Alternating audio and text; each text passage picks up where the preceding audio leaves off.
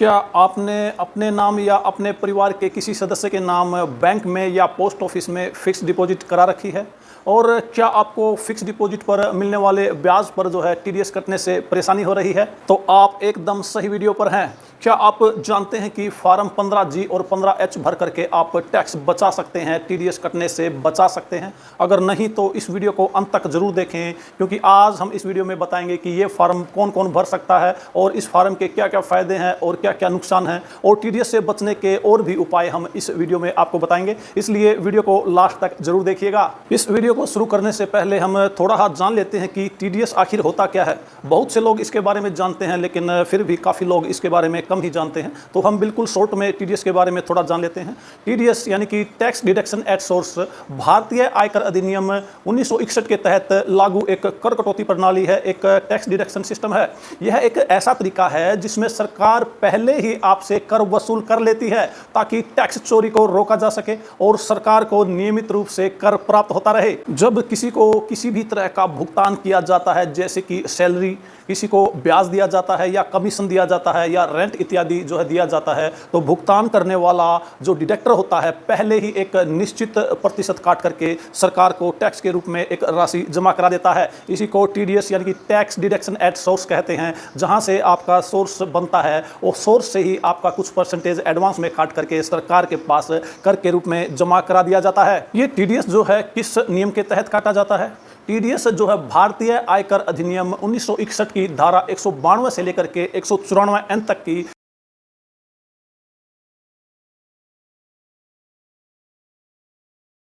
विभिन्न प्रकार के भुगतानों पर लागू होता है। कुछ मुख्य धाराएं जिनके तहत टीडीएस काटा जाता है आप स्क्रीन पर देख सकते हैं। इस टीडीएस की कटौती का तरीका क्या है? जब कोई कंपनी, बैंक या व्यक्ति किसी को भी भुगतान करता है और वह भुगतान टीडीएस की सीमा में आता है, तो एक निर्धारित दर से टैक्स काट करके उसे सरकार के पास जमा करा दिया जाता है। काटा गया टीडीएस फॉर्म 26AS और टीडीएस सर्टिफिकेट जो फॉर्म 16 और 16A होता है उसमें आपको दिखाई देता है। व्यक्ति या कंपनी अपनी इनकम टैक्स रिटर्न यानी कि ITR फाइल करते समय इस एडवांस में कटे हुए टीडीएस को जो है अपनी कुल टैक्स की गणना में जो है एडजस्ट कर सकता है, समायोजित कर सकता है। मान लीजिए किसी व्यक्ति की जो टोटल इनकम है टैक्सेबल नहीं है और उसका जो है बैंक में या पोस्ट ऑफिस में या कहीं भी उसका जो है टीडीएस कट चुका है, तो उसको जो है अगर उसकी इनकम टैक्सेबल नहीं है तो जब ITR भर करके वह जो है उस कटी हुई रकम को जो कर के रूप में एडवांस में जो टीडीएस कट गया था उसको जो है वापस ले सकता है, उसको रिफंड करवा सकता है। और यदि उसकी टोटल इनकम टैक्सेबल है तो उसको जो है अगर और टैक्स निकलता है तो जब ITR भरता है तो उसको जो है उस समय बाकी बचा हुआ टैक्स भी भरना पड़ता है।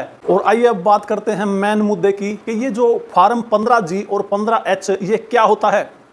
तो फॉर्म 15G और 15H एक तरह से एक डिक्लेरेशन फॉर्म होता है जो बैंक या अन्य वित्तीय संस्था जो होती हैं, फाइनेंशियल इंस्टीट्यूट होते हैं, उनको दिए जाते हैं ताकि वे आपकी फिक्स डिपॉजिट या कोई भी अन्य प्रकार की जो ब्याज मिलने वाली जो इनकम है, ब्याज से जो आपको इनकम प्राप्त होती है, उस पर किसी भी तरह का टीडीएस न काटे। और आइए अब जानते हैं कि ये फॉर्म 15G और 15H अलग अलग क्यों है और इनको कौन कौन भर सकता है। जो फॉर्म 15G होता है उसको 60 साल से कम उम्र के लोग भर सकते हैं, और जो फॉर्म 15H होता है उसको 60 साल या उससे अधिक उम्र के जो व्यक्ति हैं, जो सीनियर सिटीजन हैं, उनको यह फॉर्म भर करके देना होता है। और इस फॉर्म को भरने के लिए केवल और केवल एक ही सिंगल शर्त होती है, सबसे बड़ी शर्त वही होती है। शर्त यह है कि आपकी जो कुल इनकम है टैक्सेबल नहीं होनी चाहिए, आपकी टोटल इनकम टैक्स के दायरे में नहीं होनी चाहिए। भारत सरकार ने जो न्यू टैक्स रेजिम है उसके हिसाब से जो नए टैक्स स्लैब जारी किए हैं उसके हिसाब से 0 से लेकर के 4 लाख तक जिस भी आदमी की सालाना इनकम है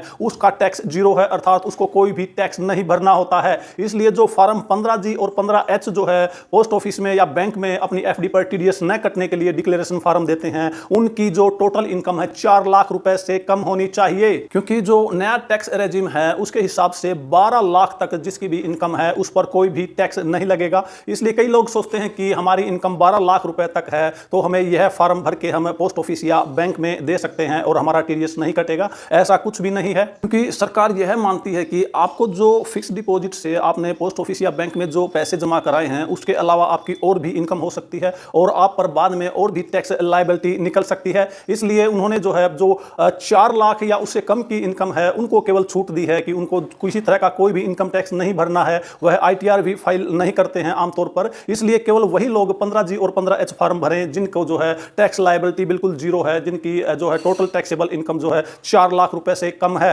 जिन लोगों की इनकम 4 लाख से अधिक है और 12 लाख से कम है तो उनका हर हाल में जो है टीडीएस उनकी फिक्स डिपॉजिट पर मिलने वाले इंटरेस्ट पर कटेगा। हालांकि जो टीडीएस कटेगा उनकी टोटल इनकम 12 लाख से कम है और टैक्सेबल नहीं है, तो इस टीडीएस को जो है वे अपना आईटीआर फाइल करके, जो असेसमेंट नेक्स्ट असेसमेंट ईयर होता है उसके लिए आईटीआर जब वो फाइल करते हैं तो उनमें जो है इसको जो है जो कटे हुए टैक्स को जो है रिफंड करवा सकते हैं, इसको क्लेम कर सकते हैं। ये जो 15G और 15H फॉर्म होता है इसको भरने के फायदे क्या क्या हैं आइए देख लेते हैं। इनसे सबसे पहला फायदा तो यह है कि टैक्स से, जो टीडीएस से जो है टैक्स कटने से बचाव होता है। अगर आपकी जो टोटल इनकम है टैक्स स्लैब के तहत नहीं आती है तो यह फॉर्म भरने से आपका टीडीएस नहीं कटता है और आपको फालतू की किसी भी तरह की कोई भी परेशानी जो है नहीं होती है। क्योंकि यदि आप ये फॉर्म नहीं भरते हैं और आपकी टोटल इनकम भी टैक्सेबल नहीं है और आपका टीडीएस कट जाता है तो आपका पैसा जो है फंस जाता है। आप इसको जो है कम से कम साल, सवा साल या 1.5 साल के बाद ही रिफंड इसका ले सकते हैं। 1.5 साल तक आपका पैसा बिना किसी ब्याज के इस तरह से जो है इस टीडीएस के चक्कर में जो है इनकम टैक्स डिपार्टमेंट में ही पड़ा रहता है, उस पर किसी तरह का कोई भी ब्याज आपको नहीं दिया जाता है।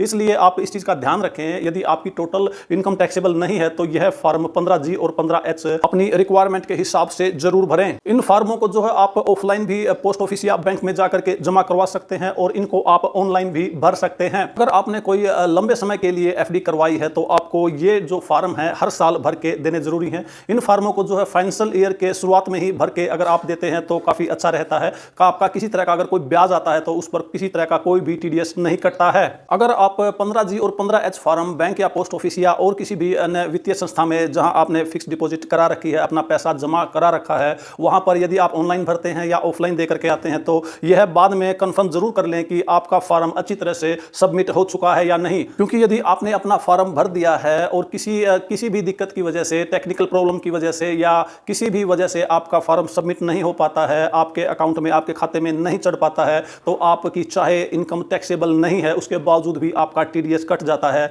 जिससे बाद में आपको रिफंड करने में काफ़ी परेशानी होती है और आपका पैसा जो है सवा साल, 1.5 साल के लिए इनकम टैक्स डिपार्टमेंट में ही फंसा रह जाता है।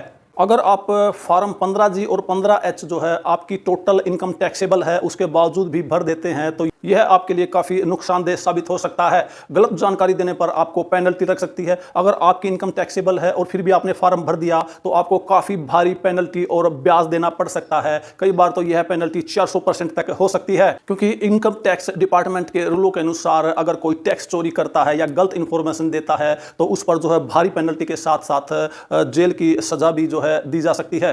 कई लोग सोचते हैं कि हमने यह फॉर्म जो है अप्रैल महीने में एक बार भर दिया तो हमने जो है फिर कभी इसको भरने की ज़रूरत नहीं है। जी नहीं, बिल्कुल ऐसा बिल्कुल भी नहीं है। हर साल आपको यह फॉर्म दोबारा भरना होता है। यह कोई स्थायी समाधान नहीं है कि आपने एक बार फॉर्म भर दिया और आपकी जो है छुट्टी हो गई। आपको हर साल जो है इसको नया फॉर्म जो है 15G या 15H भरना है। यदि आपने साल के शुरुआत में एक एफडी करवा दी है और 5-6 महीने बाद एक एफडी और भी करवा दी है, तब भी आपको यह 15G और 15H फॉर्म यानी कि डिक्लेरेशन फॉर्म फिर से भर के देना होगा कि इस एफडी के बाद भी मेरी जो है टोटल इनकम जो है टैक्सेबल नहीं है। जो फॉर्म 15G और 15H होते हैं यह कम इनकम वालों के लिए होते हैं। अगर आपकी इनकम टैक्स स्लैब में आती है तो यह फॉर्म आपके लिए बिल्कुल भी नहीं है। तो ये तो थी टीडीएस न कटने के लिए फॉर्म 15G और 15H भरने के बारे में जानकारी। और यदि आप चाहते हैं कि आपकी जो है किसी भी तरह का कोई भी टैक्स न कटे तो इसके और भी कुछ अन्य तरीके हैं जो हम आपको इस वीडियो में आगे बताने जा रहे हैं। अगर आप चाहते हैं कि आपने जो एफडीआं की हैं उन पर टीडीएस न कटे तो आप अपनी एफडी को जो है अलग अलग बैंकों में रखें। एक एफडी जो है दूसरे बैंक में रखें, एक किसी और बैंक में रखें और तीसरी अगर एफडी है तो किसी और बैंक में रखें। तो इसमें जो है अगर आपकी कुल जो ब्याज से आय है एक आम आदमी के लिए, नॉर्मल आदमी के लिए 50,000 रुपए तक है तो आपको जो है टीडीएस नहीं देना होगा, आपका टीडीएस वो बैंक नहीं काटेगा। और इस तरह से सीनियर सिटीजन यदि जो टीडीएस की दरें लागू हुई हैं 1 अप्रैल 2025 से वह 1 लाख रुपए है। यदि सीनियर सिटीजन का जो ब्याज से मिलने वाली आय है अगर 1 लाख रुपए सालाना से कम है तो उस पर भी जो है टीडीएस नहीं लगता है। अगर 1 लाख से अधिक आपका जो है सालाना आय हो रही है तो आप अपनी जो एफडी को जो है अलग अलग बैंकों में रख सकते हैं और टीडीएस से जो है बच सकते हैं। अगर आप टीडीएस से बचना चाहते हैं तो सही तरीके से प्लान करें। अपना जो टैक्स सेविंग इंस्ट्रूमेंट होते हैं जैसे पीपीएफ, ईएलएसएस, एनपीएस आदि में जो है आप निवेश करें। आप एफडी के बजाय जो टैक्स फ्री निवेश होते हैं उनको चुनें, जैसे पीपीएफ, टैक्स फ्री बॉन्ड्स या सुकन्या समृद्धि योजना जैसे विकल्प आप अपना सकते हैं।